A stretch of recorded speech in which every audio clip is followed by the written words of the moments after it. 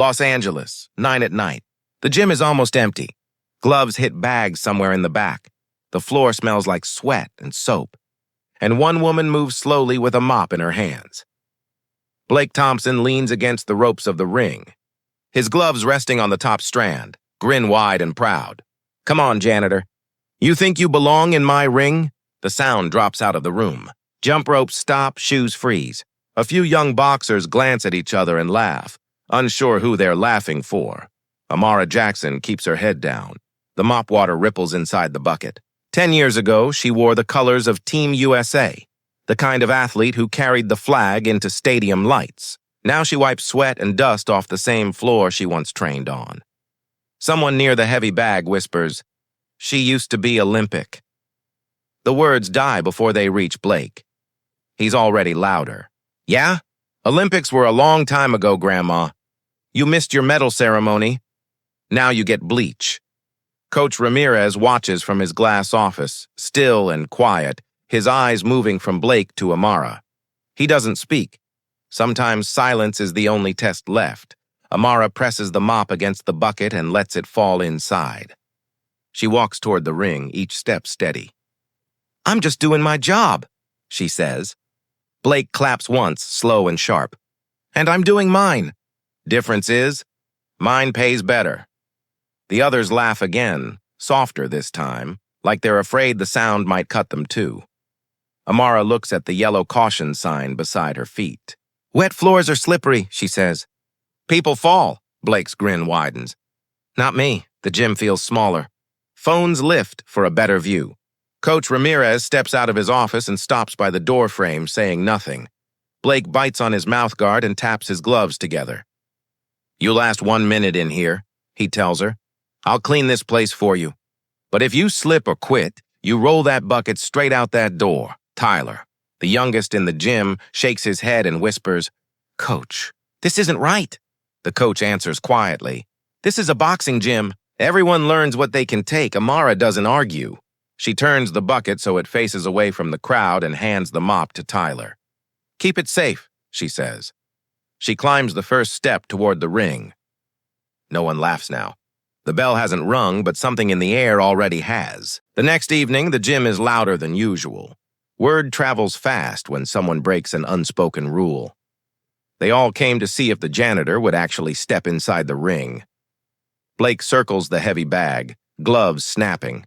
His voice carries through the air like a whistle. "Still mopping, champ? I brought extra bleach for round 2.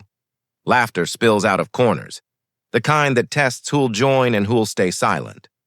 Amara wheels her bucket past them. Same pace, same calm. She doesn't answer. The quiet unnerves people more than insults ever do. Silence makes them face their own echo. Coach Ramirez calls from behind the ropes. "Keep it clean today. We're running drills, not drama." But his eyes hold a question he never says out loud.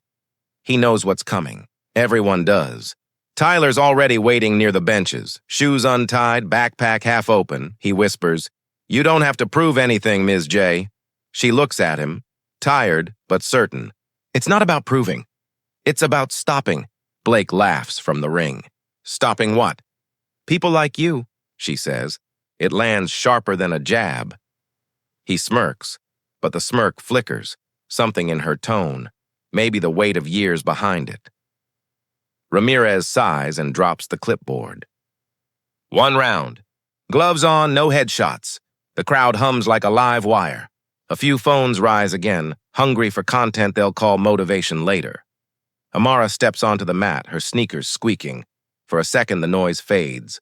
Even the music lowers itself, as if unsure which side it's on. Blake bounces in his stance. "Ready, Grandma Olympics?" Amara nods once. No words, no pose, just the stillness that makes people uneasy. The bell rings. Blake jabs fast. Light taps. Show punches meant to humiliate. She slips the first.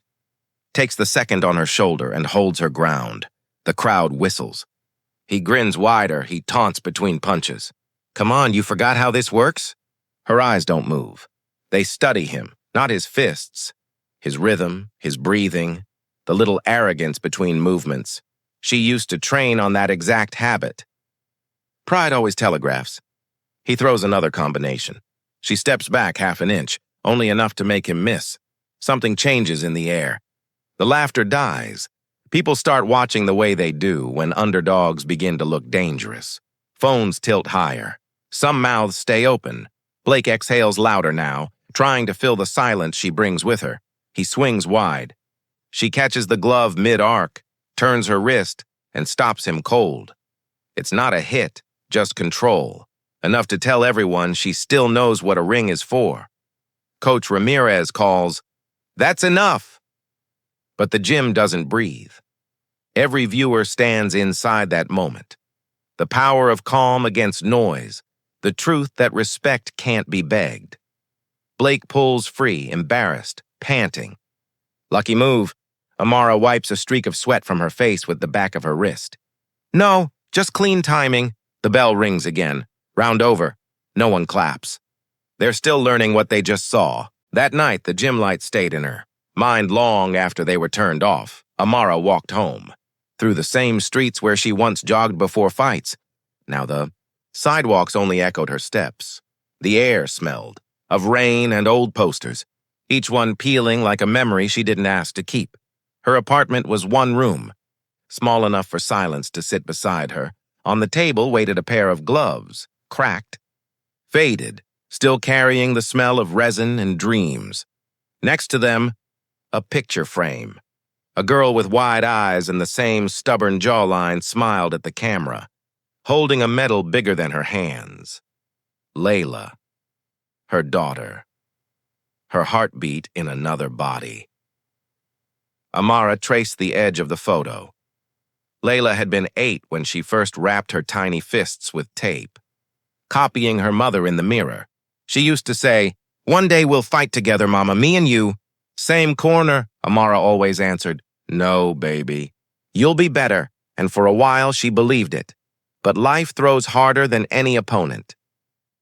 When the drunk driver hit their car 3 years ago, Layla's dream ended on a quiet street with no crowd, no referee, no second round.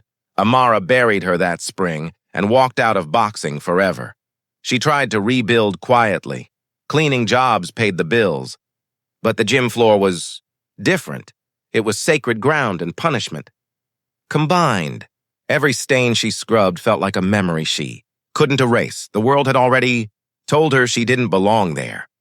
Long before Layla was gone, Amara had fought her last official match, an Olympic qualifier. She had dominated all rounds. But when her white opponent landed a late punch after the bell and Amara answered back, the referee disqualified her. The headlines didn't say referee error. They said aggressive behavior from black female. Boxer, sponsors disappeared. Overnight, calls stopped. They called it disciplinary action. She called it what it was. The quiet shape of racism, wearing a polite smile. For years she lived under that silence, until silence started living inside her. Only Layla kept the spark alive, making her shadow box in the kitchen or throw jabs in slow motion. "Don't forget how to fight," the little girl used to say. Now those words echoed every time the mop handle hit the bucket. Tonight, for the first time since that day, Amara felt the same old electricity crawling through her arms. Blake's insult wasn't new. It was every voice that had ever told her she didn't belong. But something about it found the one nerve she still had left. She opened the closet and pulled out her old jacket. Team USA printed across the back. Colors still bold against the dust. Inside the pocket lay Layla's charm bracelet. 3 tiny silver gloves and a broken heart between them. She held it tight until the metal warmed against her skin. Her reflection in the window looked older, tired. But the eyes were the same ones that stared down opponents in the ring. Focused, patient, dangerous in silence. People thought she stopped fighting. They never understood. She just stopped wasting punches. Tomorrow, she would step back into that ring. Not to win a match, not to teach Blake a lesson, but to finish the fight that racism and grief had both started, and to show a room full of noise what real discipline looks like when it finally speaks through silence. Morning came quiet, but the city was already awake. The buses sighed at every stop. The sirens hummed far away, and Amara's world shrank to a rhythm only she could hear. Gloves, breath, rope, step. She walked back into the gym before anyone else. The lights flickered, dust floating in the air like ghosts waiting for purpose. She stood in the center, closed her eyes, and felt the weight of memory settling into her shoulders. This place once knew her heartbeat. It was time to let it know again. She started with the basics, jump rope cutting the air in clean circles. Each swing whispered Layla's name. Every skip was a promise not to quit this time. Coach Ramirez arrived, a little later, coffee in hand, expecting to find her cleaning. Instead, he found her shadow boxing, slow and sharp, moving like someone remembering how to breathe. He didn't interrupt. He just watched, sipping quietly, eyes soft behind the steam. After a minute, he said, "You still got it." She didn't answer. He added, "You can't train alone forever." Amara looked at him, a small smile flickering and fading. Wasn't planning to. Just starting the conversation. That was enough for him. He tossed her a pair of gloves, old ones, worn but proud. "Keep it light," he said. "You've got a decade of rust." She nodded. "I'll polish it." The next few days, the gym became her confession booth. Mornings began before sunrise. Nights ended after everyone left. Bag after bag, round after round. She rebuilt what time had tried to erase. Pain came back first, the ache in her shoulders, the fire in her lungs, then control followed. Like an old friend recognizing her face. Tyler watched from the side sometimes, holding her towel like it was a trophy. When she missed a punch, he flinched.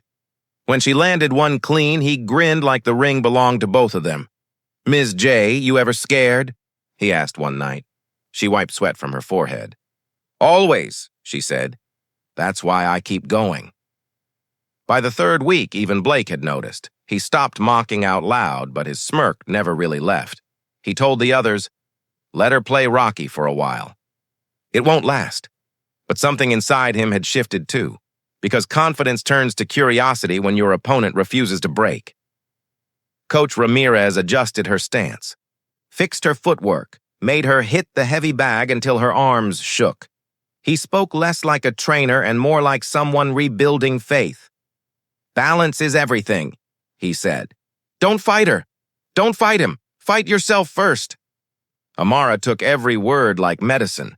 Each night she'd walk home with aching hands and a small smile, whispering to Layla's photo before sleeping, "I'm not done yet, baby.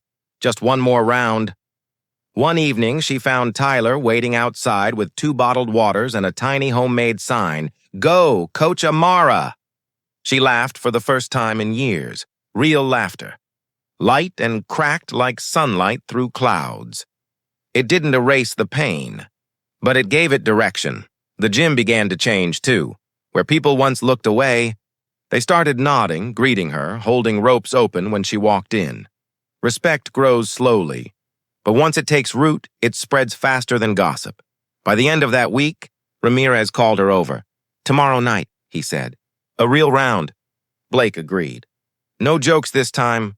Amara tied her laces tighter, pulse steady. "Good," she said. "He won't be fighting me. He'll be fighting the past." That night, she packed her gloves carefully beside Layla's bracelet. The city hummed outside her window, unaware that an old name was about to mean something again. The crowd that night was bigger than anyone expected. Some came to train, some came to see a fight, most came to see if silence could still throw a punch. The ring lights glowed harsh and white.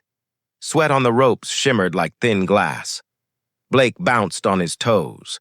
Smiling for every phone pointed his way, Amara tied her gloves slowly, like a prayer she wanted to get right. Coach Ramirez tightened her wrist tape. "Stay calm," he said. She nodded. Calm was all she had ever had. Tyler stood outside the ropes with the towel folded across his arms. He didn't say a word.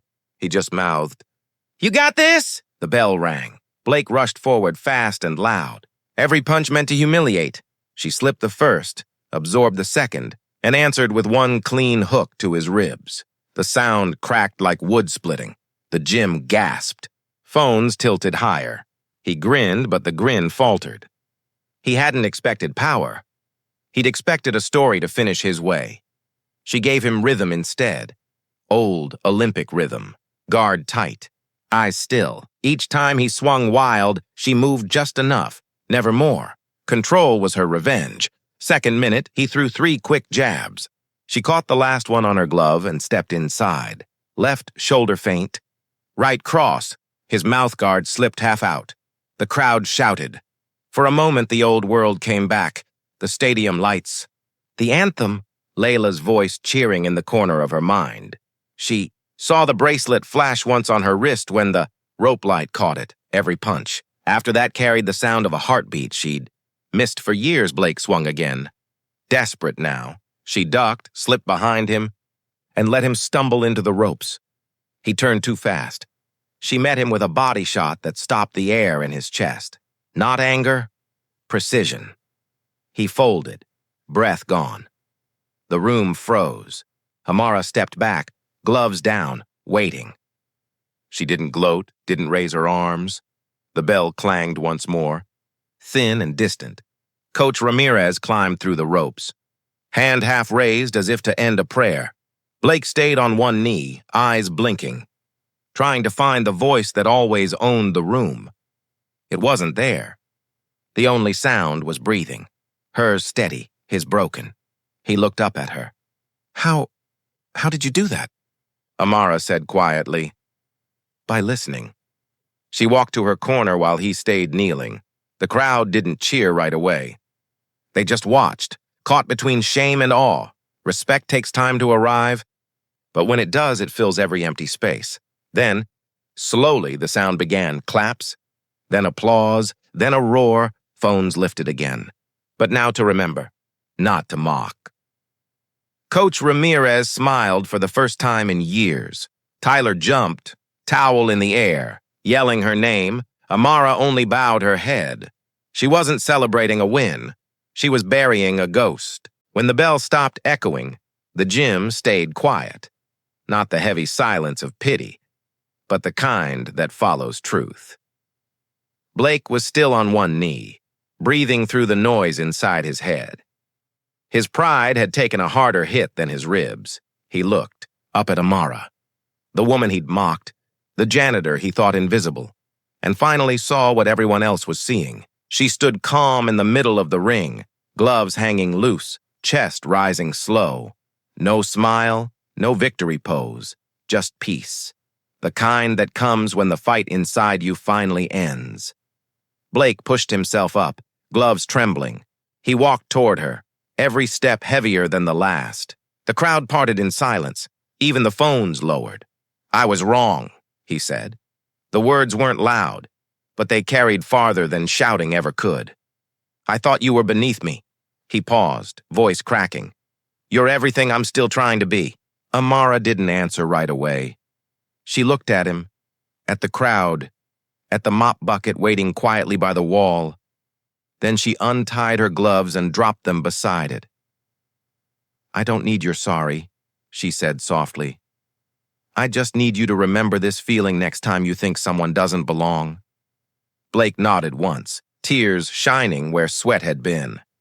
He offered his glove, unsure if she'd take it. She did. Firm, brief, enough. The gym exhaled. Coach Ramirez climbed through the ropes and raised her hand halfway, just enough for the crowd to understand. This, he said, voice steady, is what discipline looks like. Applause started slow like rain before it finds rhythm, then louder, then thunder. Tyler pushed through the crowd and threw his arms around her waist. You did it, Coach Amara, he said, words muffled against her jacket. She smiled down at him. No, she whispered. We did. The phones came back up, but this time they weren't recording scandal or spectacle. They were recording history. The night a janitor reminded everyone what respect sounds like when it finally speaks. By the door, one of the younger fighters quietly picked up the yellow caution sign and set it aside. The floor wasn't wet anymore. It was clean. Days passed. The gym went back to its rhythm. ropes skipping, bags thudding, gloves echoing off concrete. But something had changed in the air. People looked each other in the eye a little longer. They spoke softer, and every time the door opened, heads turned toward it, expecting her. Amara didn't clean the floors anymore. She coached. Her name was written in chalk on the whiteboard now, beside new training schedule. Sometimes she still picked up the mop after practice, not out of duty, but out of respect for the place that rebuilt her. Blake trained on the far side of the gym, quieter than before. He nodded whenever their eyes met. The way soldiers salute each other after the war is over. There was no pride left between them, only understanding. Tyler never stopped bragging. He told anyone who would listen that his coach beat a champion without saying a word. Amara just smiled. Let the kid believe in heroes. The world needs more of them. On the wall above the ring, Coach Ramirez hung an old photograph of her, younger, in her Olympic gear. Gloves raised under the flag. Beneath it, he wrote in marker, "Respect has no uniform." When the lights dim each night, Amara stands under that photo for a moment. She touches the bracelet on her wrist, Layla's bracelet, and whispers, "Still fighting, baby." Outside, the city hums like a crowd that never sleeps. Inside, the gym breathes in silence. Because silence, when it finally learns to stand its ground, is louder than every cheer in the world.